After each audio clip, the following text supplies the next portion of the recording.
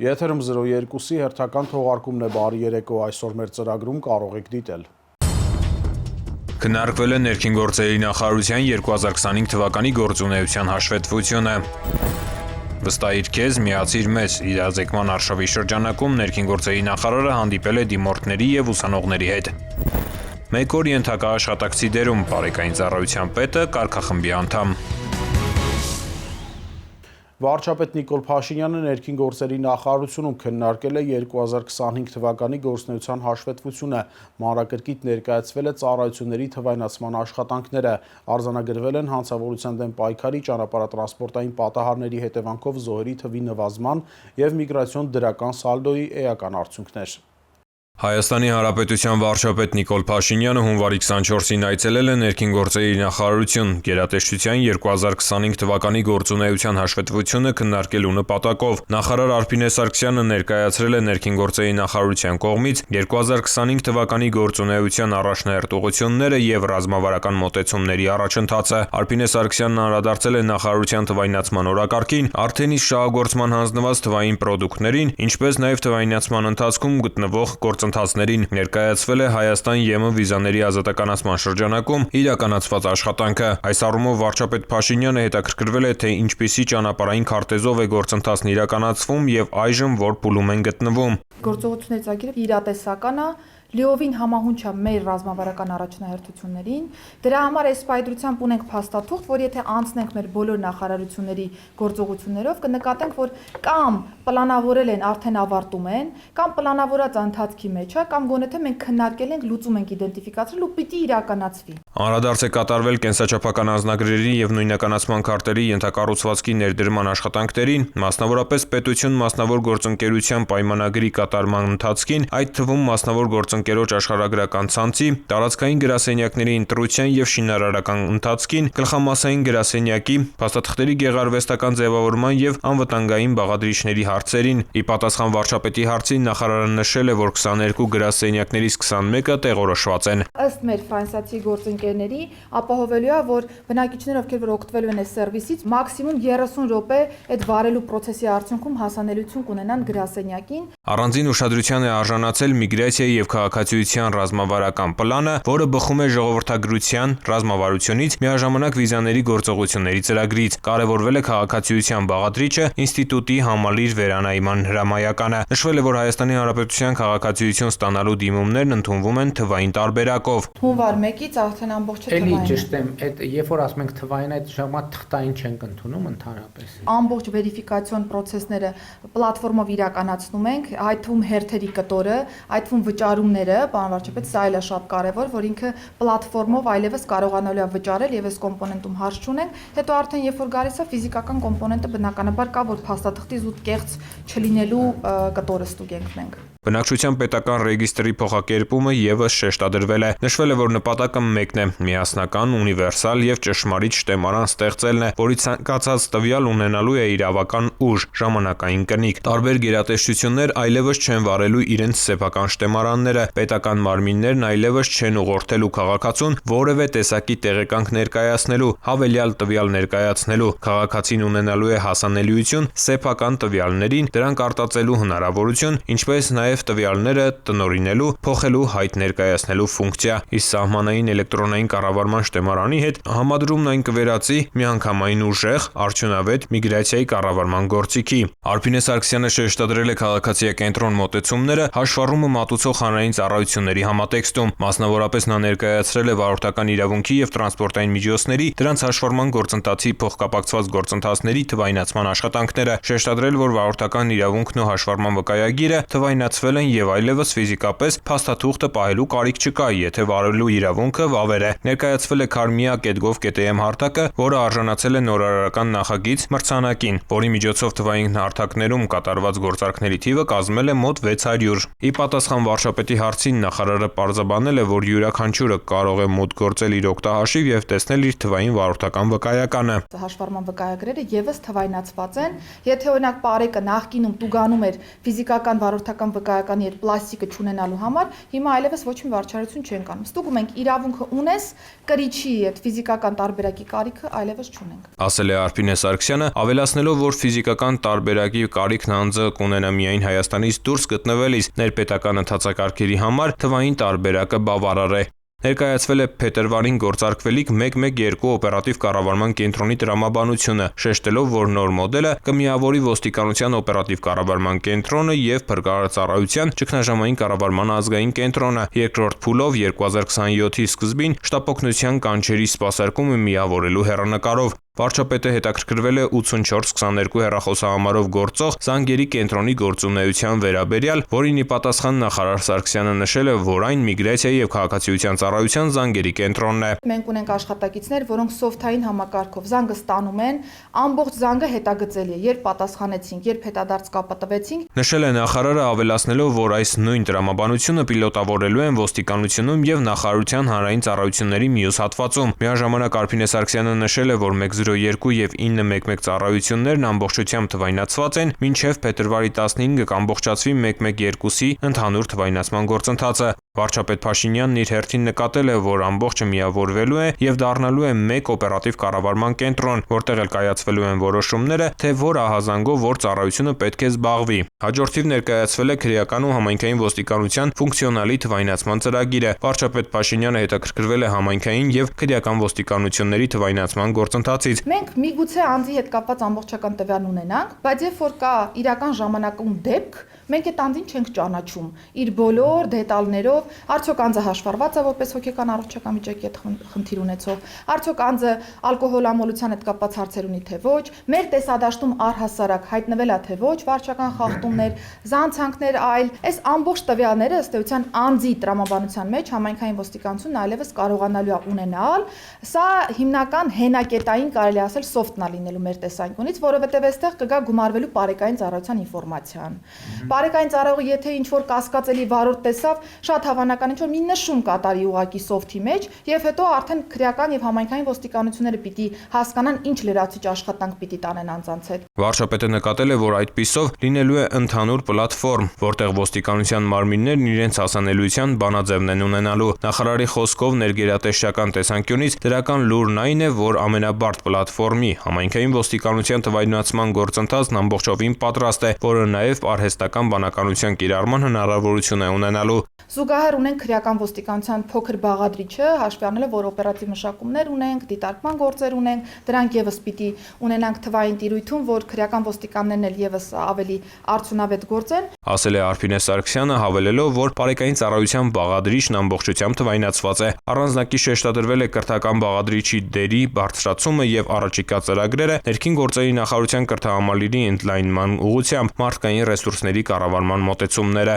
Քննարկման մասնակիցները անդրադարձ են կատարել նաև հիբրիդային սպառնալիքների թեմային եւ ներքին գործերի նախարարության դերակատարությանը, կարևորվել է հանրային հաղորդակցության դերը։ Ոստիկանության զարգացման համատեքստում քննարկվել են երկարաժամկետ հեռանկարային եւ մշտական լուծումները, սկսած իրավական շրջանակից, այդ թվում ռազմավարական մակարդակում։ Նշվել է, որ նոյեմբերի 1-ից գործարկված ոստիկանության գվարդիան, որը խաղաղ հավաքներ իրականացնելու քաղաքացիների իրավունքի արդյունավետ իրացման երաշխավորն է այլևս, առաջին անգամ առաջնորդվելու է ոստիկանության ծառայողների կողմից ուժային միջոցների գործադրման ստանդարտացված գործելակարգով։ Միասնական ստանդարտների ներդրումը եւ համապատասխան մշակույթի ձևավորումը բարդ, սակայն անհրաժեշտ գործընթաց է որակվել։ Ոստիկանության գվարդիայի ծառայողների հատուկ պատրաստվածության եւ պարբերական վերապատրաստման համար մշակվել են հատուկ դասընթացներ, որի շրջանակում ընդհանուր վերապատրաստվել է շուրջ 3000 ծառայող։ Գվարդիայի կազմում ձևավորվել են բանակցային խումբը եւ հատուկ մարտավարական գործողությունների կազմակերպման գունդ, որոնք հանդիսանում են փոխլրացնող եւ բարձր մասնագիտացված ստորաբաժանումներ, ուղղված հասարակական անվտանգության ապահովման ժամանակակից մարտահրավերներին արդյունավետ արձագանքմանը ճգնաժամային եւ բարձր ռիսկայնությամբ իրավիճակներում։ Նախարարը ներկայացրել է մի շարք ցուցանիշներ, որոնք վկայել են կայացված որոշումների արդյունավետության մասին։ մասին, որոնք վերաբերել են եւ համայնքային ոստիկանության եւ քրեական ոստիկանության, թե բարեկային ծառայության աշխատանքներին։ Մասնավորապես 2025-ին արգրավել են տարբեր տեսակի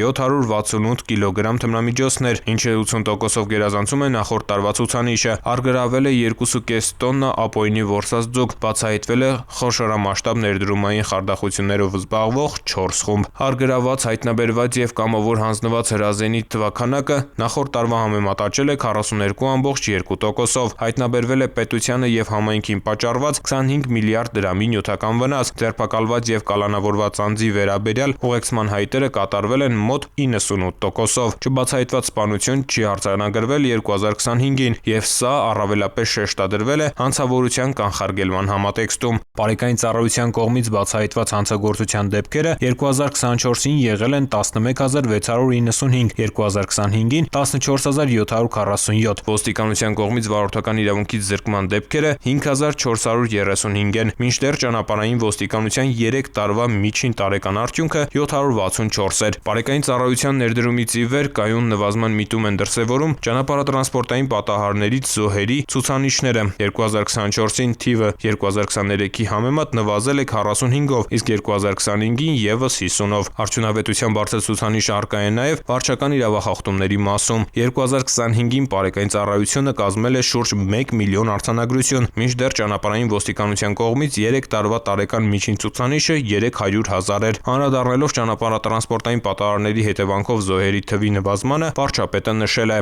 Մի կողմից ասում են, վայ, այսքան մարդ զրկվել է վարելու իրավունքից, մյուս կողմից մենք զոհերի նվազում ունենք, բայց մենք պետք է այդ երկու թվերը իրար հետ ցույց տանք։ Արփինե Սարգսյանը շեշտել է, որ 5435 անձանց վարորդական իրավունքից զրկելու գերակշիռ պատճառը եղել է ալկոհոլի օգտագործմամբ վարելը։ Վարչապետն ընդգծել է, որ այս թվերը չեն կարող միմյանց հետ կապ չունենալ, դրա համար էլ վարորդական իրավունքից զրկվածների թվի շուրջ մեծ նեգատիվ է գեներացվում։ Ես ուզում եմ հիշեցնեմ 2022 եւ 23 թվին ինչ մթնոլորտ էր հանրապետությունում, այդ թվում ազգային ժողովում, սոցիալական ցանցերում ասում էին, որ ոչ մի բան չի ձեռնարկում։ Հիմա եթե այս 5400 անձը վարեր, չէր կարա զոհերի թիվը նվազեր։ Առնվազն չէր կարա նվազել։ Եվ սա պետք է այս երկու թիվը իրար հետ համադրությամբ ցույց տալ։ Հաջորդիվ վարչապետ Փաշինյանը հետաքրքրվել է, թե ինչպիսի հետևություն կա ներքին գործերի նախարարությունում, մասնավորապես ոստիկանության համակարգում իրականացված բարեփոխումների բովանդակային հատվածի հետ կապված, արդյոք ճիշտ ճանապարհով են գնում։ Նախարար Արփինե Սարգսյանը նշել է, որ առանձնացրել են որոշակի ցուցանիշներ, որոնք իր գնահատմամբ վկայում են կայացրած որոշումների արդյունավետության մասին։ Երբ որ մենք խոսում ենք օրինակ քրեական ոստիկանության մասին, նկատում ենք, որ տարբեր տեսակի թմրամիջոցների արգրավումը, եթե համադրենք 2024 թվականի հետ, սա իհարկե հանրապետական պատկերն է, բայց նկատենք ինչ փոփոխություն ունենք 768 կիլոգրամը 426 կիլոգրամի դիմաց։ Ընդ որում սա բնականաբար այդ մանր չափերի մասին չի խոսքը։ Ձեր հանձնարարականով մենք կենտրոնացել ենք արտադրական շղթա եւ ներմուծման շղթայի վրա։ Սրա արդյունքում է, որ մենք մեծ խմբականակներով նմանատիպ պատկեր ունենք եւ թույլ չենք տալիս հետագայում մանր չափերի շրջանառությունը։ Արգրաված հայտնաբերված կամավոր հանձնված հրազենի թվաքանակն էլ եթե դիտարկենք 42.2% աճ ունենք այս մասով, ապօրինի որսված ձկների մասով, սա ջրային բարեկային ծառայության աշխատանքի արդյունքն է, այս տարի 2.5 տոննա ձուկ ենք արգրավել, բայց շեշտը ընթացիկ պիտի դնենք ավելի շատ կանխարգելման կոմպոնենտի վրա։ Միաժամանակ նա տեղեկացրել է, որ հանցավորության ընդհանուր կառուցվածքի մեջ 1/3-ը բարեկային ծառայության բացահայտումներն են։ Արփինե Սարգսյանի խոսքով ոստիկանության գվարդիայում նկատվում է նաև գործունեության դրական փոփոխություն։ Հիմա հետիոտն կարգախմբեր ունենք ոստիկանական գվարդիայի։ Իրենք պատտվում են, բակեր են մտնում, տարբեր հրապարակներ, այգիներ, այնտեղ թմրամիջոցի դեպքեր ունենք հայտնաբերված, սառը զենքի հայտնաբերման դեպքեր ունենք։ Ոստիկանության գվարդիան չպիտի իրեն ընկալի միայն հասարակական կարգի եւ անվտանգության ապահովող հավաքների ժամանակահատվածում։ Ոստիկանության ծառայողեն ցանկացած ազատ ժամանակահատվածում պիտի լծված լինեն ոստիկանի արչև դրված խնդիրների իրականացմանը։ Եվ մենք ունենք 146 հանցագործության դեպք, որն արդեն ընդ որում շուրջ 2 ամսվա կտրվածքով, որոնք որ բացահայտվել են հենց գվարդիայի ծառայողների կողմից։ Թվային արտահայտումներից հատկանշական է եղել նաև սահմանահատումների վիճակագրությունը։ Ոլորտի պատասխանատուները բացատրել են, որ չհաշված COVID համավարակով պայմանավորված 2020 թվականի բացառությունը 2025-ը առաջին անգամ անդամն է, որ Հայաստանի Հանրապետության քաղաքացիների կողմից իրականացված մուտքերի եւ ելքերի տրամաբանությունը դրական է, այն էլ բավականին բարձր ցուցանիշ՝ 8660։ Սա ներկայացվել է որպես միտումների իրական փոփոխություն, քանի որ սահմանահատումների ընդհանուր սալդոն եւս բացառիկ է՝ մոտ +30,500, որը նշանակում է, որ Հայաստանում այլևս նոր միգրացիոն իրավիճակ է։ Հայաստանը բացի տրանզիտից վերածվել է մուտքի ուղղության։ Աղետների ռիսկի կառավարման ոլորտում եւս ներկայացվել են օրենսդրական, ինստիտուցիոնալ եւ տեխնիկական բարեփոխումներ, այդ թվում փրկարար ծառայության զարգացման հաստատված հայեցակարգը, որը ներառում է նոր եւ օպտիմալ կառուցվածքային մոդելի ձևավորում, միտված ծառայության կառավարման արդյունավետության, արձագանքման արագության եւ ռեսուրսների նպատակային օգտագործման բարձրացմանը։ Ներկայացվել է փրկարար ծառայության Ստեփանավանի ստորաբաժանման մոդուլային շենքի բացումը, Սևանի ջրափրկարարական կայանի կառուցումը, Եղեգնաձորի Հրշեջ փրկարարական ջոկատի մասնաշենքը, ձեռք են բերվել նոր տրանսպորտային միջոցներ եւ նոր համազգեստ։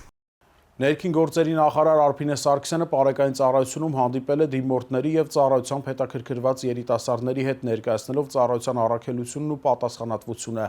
Վստահիր քեզ, միացիր մեզ արշավի շրջանակում նրանք տեղում ծանոթացել են ծառայության ներքին աշխատանքին, տեխնիկական հնարավորություններին եւ վերապատրաստման գործընթացին։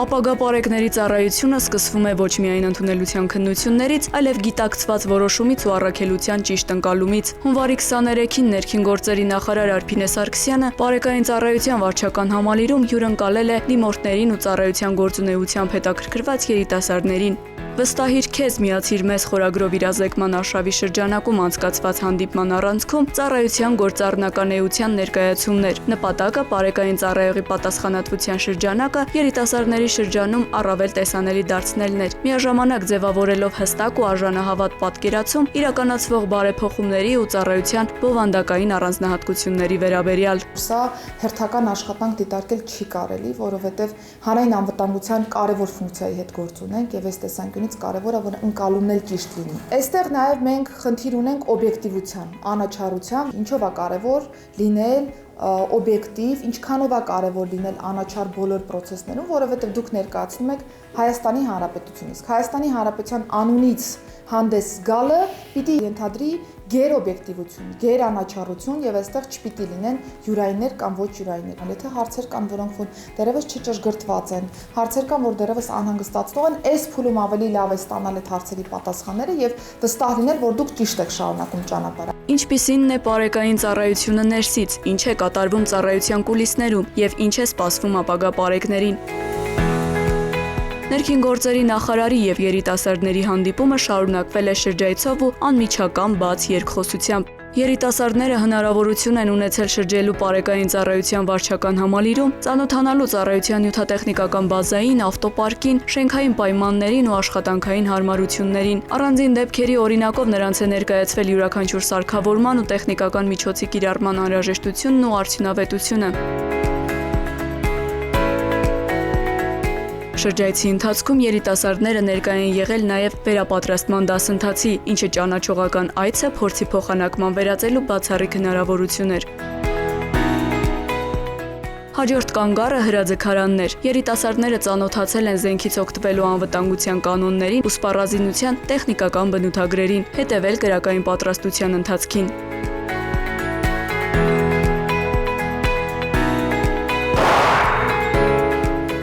Իսկ մարզասրահում նրանք ականատես են եղել, որ ֆիզիկական պատրաստվածությունն ու մարզական կեցվածքը ծառայության անբաժանելի մաս են, ինչը փաստում է, որ պարեկի աշխատանքը պահանջում է թե մտավոր, թե ֆիզիկական կատարելագործում։ Շրջայցն ավարտվեց օպերատիվ կառավարման կենտրոնում, որտեղ երիտասարդները ծանոթացան ծառայության ամբողջական շղթային, մասնավորապես թե ինչպես է քաղաքացու ահազանգը վերածվում հստակ առաջադրանքի եւ օպերատիվ կերպով փոխանցվում կարգախմբերին։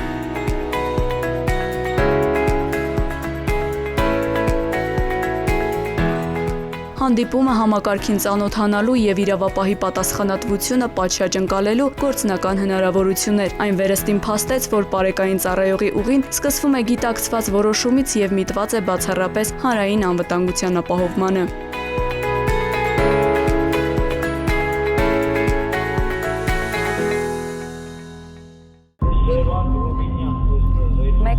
բարև ձեզ, լսում եմ։ 112 լսում եմ ձեզ։ Քաղաքը նշեք։ Բարի շնորհակալություն, ընդունած։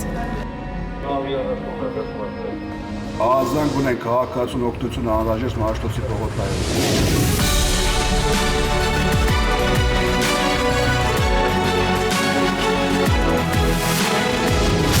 112 մեկ զանգ արագ արձագանք։ Ներքին գործերի նախարարությունը մեկնարկել է 1 օր ենթակա աշխատակցի դերում ծրագիրը, որի շրջանակում ղեկավարները 1 օր աշխատում են ենթակա ծառայությունում։ Ծրագրի շրջանակում Պարեկային ծառայության պետ Արթուր Խուդինյանը 1 աշխատանքային օր անցկացրել է Պարեկային կարգախմբում, մասնակցելով ծառայությանը։ Նրա խոսքով նախաձեռնությունը թույլ է տվել խորապես գնահատել Պարեկային ծառայողների առօրյան ու կարիքները, ինչը կնպաստի ծառայության արդյունավետության բարձրացմանը։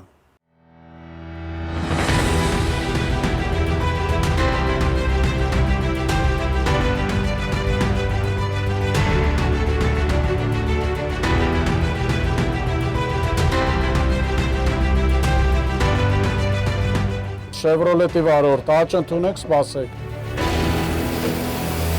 Մենք շատ ուշադիր ենք հեռախոսին,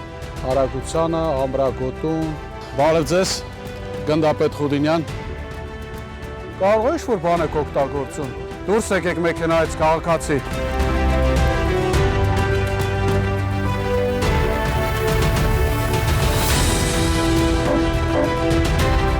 Ըստ ձեզ ինքը մյուս անգամ երկրորդ շարքը կանգրի, թե չէ։ Հարգելի քաղաքացի, անցումներից օգտվեք։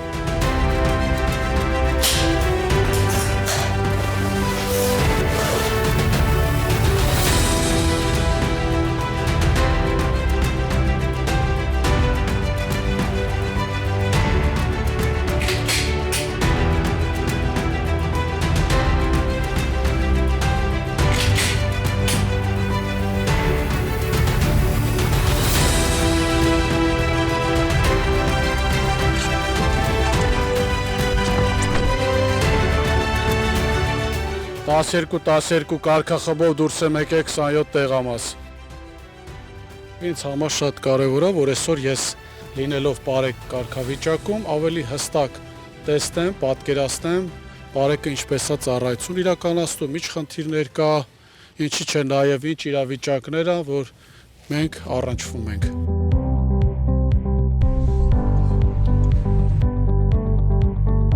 Շատ են դեպքերը ոչսամաված վայրով անցնելու։ Մեր կողմից կատարված ծառայությունների ընթացքում բավականին գիտակցական մակարդակը քաղաքացիների բարձրացել է։ Խանջանից դեպի Տիգրան մեծ բեռնատար անցավ, վրայի ծածկը քաշած չէր, մեր գործընկերներից թող մոտենան արձանագրեն։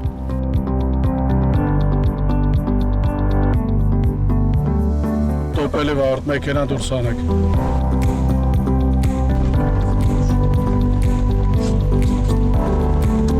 Գնդապետ Խուդինյան, բարև ձեզ, դուք ամրակապված չեք երթևեկում, իսկ տեղյակ եք, որ ձեր մեքենա այդտեղ զնման ժամկետը անցել է։ Պարտադիր ամրակապված եղեք։ Ես ոնց հասկանում եմ այս Կորյուն փողոցը, որ կա միշտ երկրորդ շարքի խնդիր։ Բարև ձեզ, Պարեկային ծառայությունից գնդապետ Խուդինյան, առաջացեք խցանում եք ստեղծում։ Նիսան մեքենայի վարորդ, մոտեցեք մեքենային, դուրս բերեք երկրորդ շարքից։ Բարև ձեզ, Պարեկային ծառայությունից գնդապետ Խուդինյան, նշեմ, որ մեր խոսակցությունը տեսաձայնագրվում է։ Ինչի է երկրորդ շարքում մեքենան, հատկապես Նալբանդյան փողոցը ծանրաբեռնված փողոց է, պատկերացրեք ինքը մի գոտի է, մի գոտի կեսնել որ փակում եք արդեն խնդիր առաջանում։ Ըստ ձեզ ինքը մյուս անգամ երկրորդ շարքը կանգրի թե չէ։ Չէ։ Մեզ վթարեք կցեք։ Եթե ավարտել եք փոխանցեք։ Փոխանցեք։ Մենք էսա կզբաղվենք։ Արդեն ասֆայով էսա կձևակերպել։ Մեղավորության ընդունելու հարց կա։ Չէ, ընդունել է։ Ապա են զանգում, ապայից հետո զանգում են, մարդիկ մտածում են, թե Պարեկային ծառայողները ուշ են գալիս դեպքի վայր։ Բայց Պարեկային ծառայողի խնդիրը չէր։ Մեզ կցել էին, մենք 15 րոպեից տեղ էինք։ Հերացի մոտի վթարը ձևակերպել ենք, ամեն ինչ նորմալ է, մեքենաները դուրս է բերվել։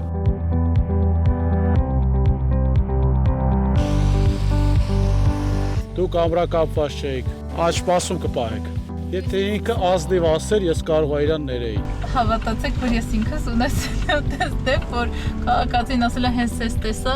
Այո։ Ձեր ներկայությունը ինձ ազդեց, որ ես ամրակապեցի։ Եթե ինքն էլ ազնվություն ցուցաբերեր, կարելի էր իրան։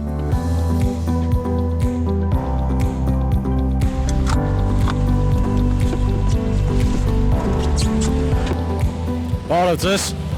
Բարեկային ծառայությունից գնդապետ Խուդինյան, մեր խոսակցությունը տեսաձայնագրվում է։ Դուք մեքենան վարել եք առանց ամրագոտի, մենք դա ֆիքսել ենք եւ արձանագրություն կազմենք, խնդրեմ մեքենայի փաստաթղթերը։ 61 մեքենայի վար, դուրս բերեք մեքենան։ Մեր նաեւ խնդիրներից մեկը առաքիչներն են։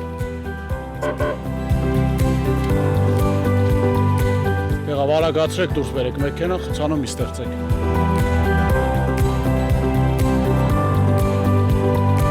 Դեպի հրապարակ սպիտակ Mercedes է մոտենում, դիմացի համարները բացակայում են։ Մենք շատ ուշադիր ենք հեռախոսին, արագությանը, ամրագոտուն, ոչ թափ վիճակում վարելուն։ Chevrolet-ի վարորդ, աճ ընդունեք, սպասեք։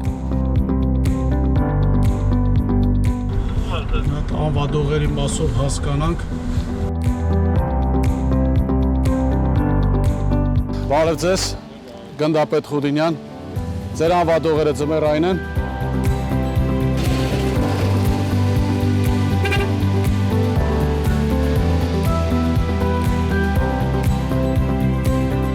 Ես հիմա կապով լսում եմ, որ իրանք իրար հետ սինխրոն աշխատում են։ Ամեն մի խաշպերուկ իրար հետ կապա տալի եւ սինխրոն աշխատում է, բացել, փակել։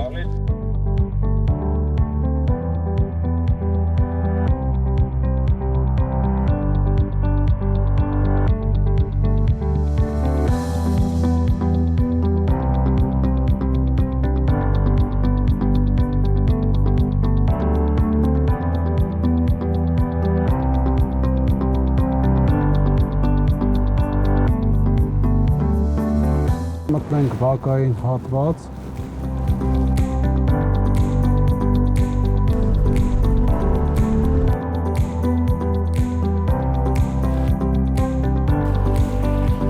Բարև ձեզ, գնդապետ Խուդինյան, մեր խոսակցությունը տեսաձայնագրվում է։ Նորմալ է ձեր մոտ ամեն ինչ։ Նորմալ է։ Օգնության կարիք ունեք։ Չէ, դա լավ է։ Իմ համար կանգնած եմ։ Ինչ եք մոտիկացի պատը։ Դե կասկածի տեղիք տվեց, կարող է ինչ-որ բան եք օգտագործում։ Դուրս եկեք մեքենայից քաղաքացի։ Դե միշտ պահում։ Ոստիկանությունը ձեզ օրինական պահանջ է ներկայացնում եւ ժամանակ է տալիս, դուրս եկեք մեքենայից։ Չի համար, ինչ եմ արել։ Այլապես ոստիկանությունը օրենքով սահմանված կարգով հարկադրանքի միջոց կկիրառի, դուրս եկեք։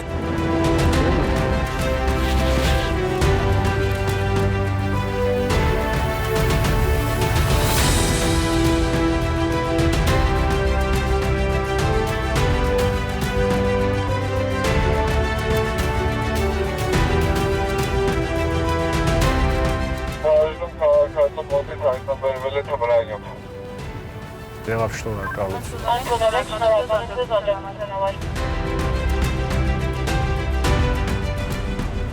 Բարև ձեզ, ամրակապված եք, ամփորձանք, ապրեք, շատ շնորհակալ եմ։ Հիանում ես էլի լավ քաղաքացիներով, օրինապաշտ քաղաքացիներով։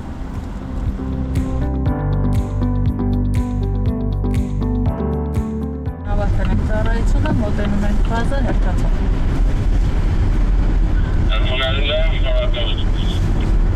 Ամփորձենք ծառայություն։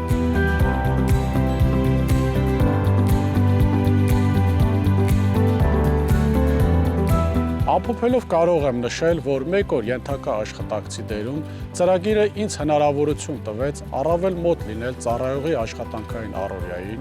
խորապես գնահատել նրա առջև դրված խնդիրների իրական ծավալը։ Արձանագրեցի այն բոլոր կարիքները, որոնք ղեկավարի դիտանկյունից երբեմն ամբողջությամբ տեսանելի չէին։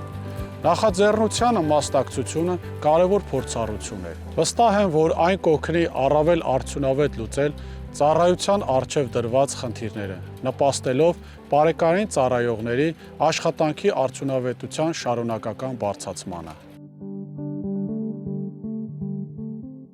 Մեր թողարկումն ավարտվեց, կհանդիպենք հաջորդ շաբաթ։ Ցտեսություն։